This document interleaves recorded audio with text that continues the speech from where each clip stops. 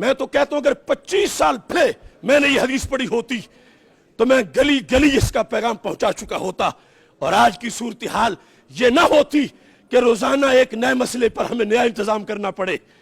میرے آقا علیہ السلام نے جب ختم نبوت کے لحاظ سے مستقبل کو دیکھا اور نظام عطا کیا تو نظام میں آپ نے کیا فرمایا؟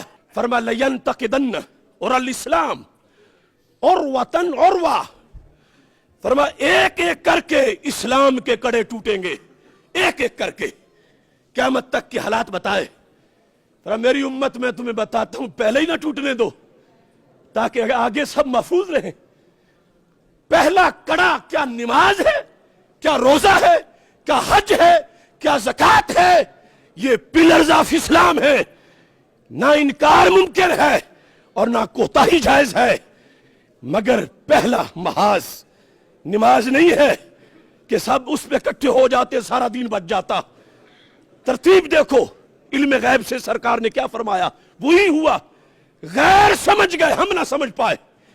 میرے آقا علیہ السلام نے فرمایا ایک ایک کر کے اسلام کا کڑا ٹوٹے گا، جب ایک ٹوٹے گا تو میری امت دوسرا پکڑے گی، دوسرا ٹوٹ جائے گا، تیسرا پکڑے گی، کافر تیسرا توڑ دیں گے۔ پہلے ہی نہ ٹوٹنے دو، سب اکٹھے ہو جاؤ پہلے پہ۔ وہ کیا ہے؟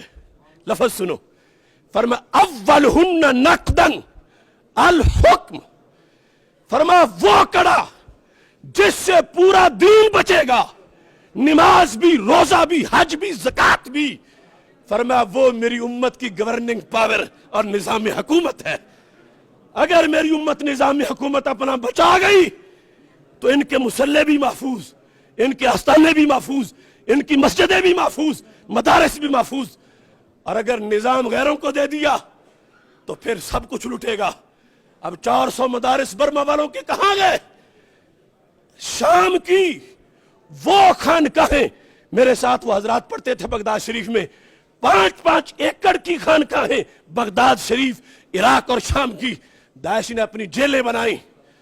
ایسا کیوں ہوا؟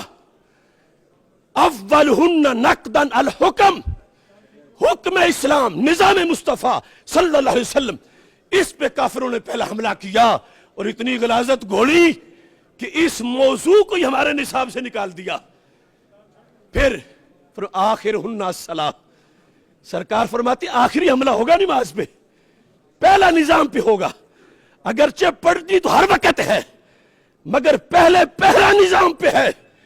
نظام بدماشوں کے لیے نہیں کہ وہ چلائیں، نظام ڈاکوؤں کے لیے نہیں وہ چلائیں، نظام امریکہ کے لونڈوں کے لیے نہیں وہ چلائیں، نظام وہ ہیں جو خلافت راشدہ کی سیٹ پہ پیچھے بیٹھنے والے ہو۔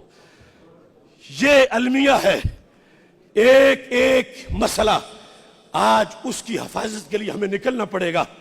تو پھر فلا وربک لا یؤمنون حتی یحکموک، اللہ قسم اٹھا کے کہہ رہا ہے، سب سے بڑی قسم کہ محبوب مجھے تیرے رب کی قسم، وہ مومن نہیں ہوں گے اگرچہ نماز پڑھیں، اگرچہ روزہ رکھیں، اگرچہ حج کریں، اگرچہ زکوٰۃ دیں، اگرچہ چلے کاٹیں، اگرچہ وظیفہ پڑھیں، نہیں مومن۔ کب مومن ہوں گے؟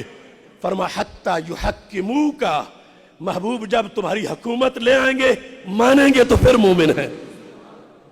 یہ ہے قرآن کا پیغام ہمارے نام۔